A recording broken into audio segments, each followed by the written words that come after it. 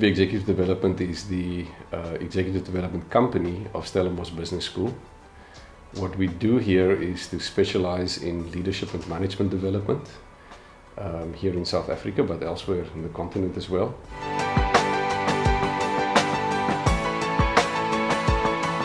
We are a home to severely intellectually and profoundly disabled children. The future of this country just rests purely in having an educated society, and not just education as in book education. We teach people how to think. So I think that's what we are here for, and to say even learners who come in with their marks being at 0, we have seen them do well, given the chance. We work with orphan and vulnerable children and families, seniors, and various other vulnerable groups. We actually work with structures that come directly from the community with forums, and that's what makes our organisation unique. We're the largest mental health organisation in South Africa. We facilitate and support a national advocacy movement of mental health care users. Everything we do is service user driven.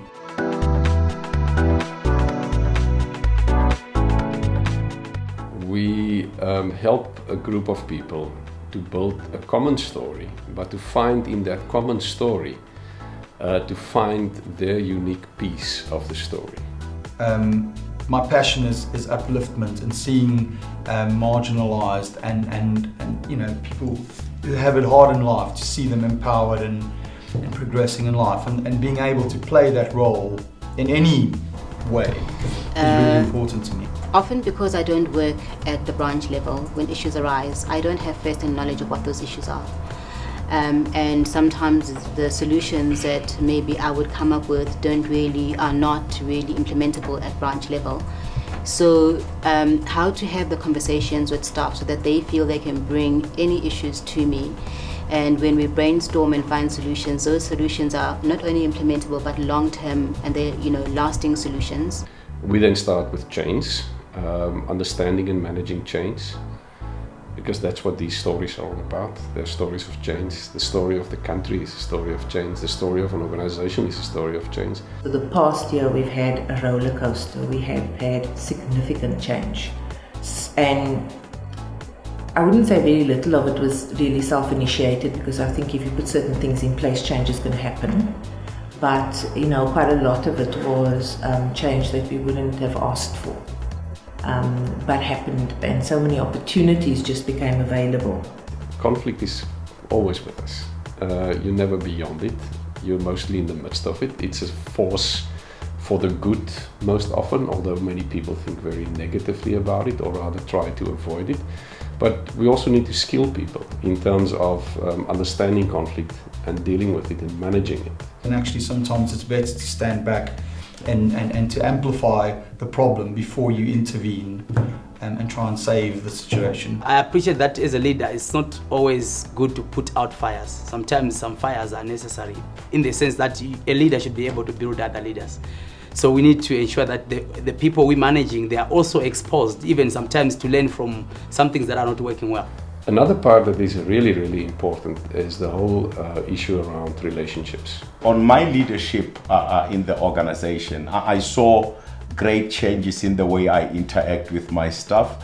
Coming back, my interaction with the staff, my interaction with the funders, my interaction with the board, because those are part of the stakeholders, my interaction with the community. We sort of bashed it out together as a team, and we unpicked all the issues we were experiencing with the organisation, and we really formulated a very positive vision. And we've been workshopping with all of our teams at all of our team meetings so that people understand what is expected of them. In terms of, for example, how do you work with integrity? How do you interact with people in that way? How do you show commitment to the organisation? Or the other one is managing resources, which we thought was equally as important. The resources we get are not our own, and we need to value them. People so much become the organization, so much become the challenge that they try to respond to. So who am I in differentiation from that which I try to respond to is a very important thing to empower them with. We have had to learn how to be brave, changing the approach. Not who is the problem, but what is the problem. And where do I sit, Is this within my control? Is it an area of influence, or is it an area that's beyond my control and influence? So I can be mindful of it, but there's pretty much nothing more I can do, or I can act on it right now. To think about leadership in this space as facilitative leadership. It's an inclusive way of thinking around leadership.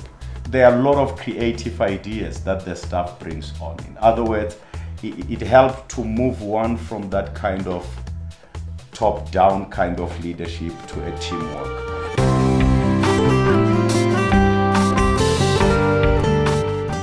I attended the course with Bharti Patel, who's the National Director. And I think, it was a really good learning experience for us. It was almost a bit of a strategic retreat for us to be a part of this group for a week, away from the office, and to be able to separate ourselves from that. And it was really encouraging for me to go back to it and see that a lot of the big problems we identified then, looking back at it, we've actually corrected it and we've addressed some of the very big challenges we had at that point. But the beauty of it then, it helped me to see my strengths and my weaknesses. And by so doing as a leader, it's helpful because then as I grow as a leader, then I can help the organization function better and grow, but also grow other people because that's important. We've realized that sometimes we make the work difficult for us because we are not really analyzing the way we operate or analyzing some aspects of our programs. I feel better equipped to handle areas where maybe I was uncomfortable in discussing, areas around difficult conversations. If I had if I was wearing a different lens to somebody else, even recognizing that my lens is different from somebody else's lens was a huge breakthrough for me because we don't necessarily see things the same way, yet we are going in the same direction. Understanding that the work was really being done on the leaders and not just being given, once again, a whole lot of information and manuals and this is how you do a strategy and this is how you do a business plan and go off and go and do it. I think that was a great shift for me.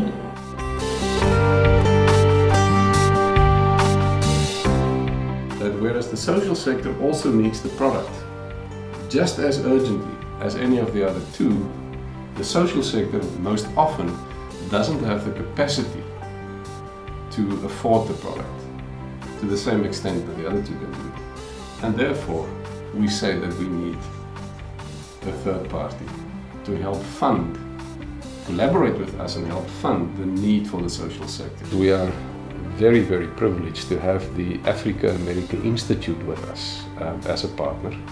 AAI could not do the work without partners, and we really work hard to identify partners that are strong and professional and also are like-minded. And now people are seeing individuals in the sectors as professionals, as people who actually can get training and then use that training to improve their own leadership style and the capacity of the institution. It is not just about giving something away, giving something back. It's actually engagement with a view towards securing a sustainable future by making sure that there is a social fabric that is healthy and safe and well taken care of, because that's part of the future of business as well.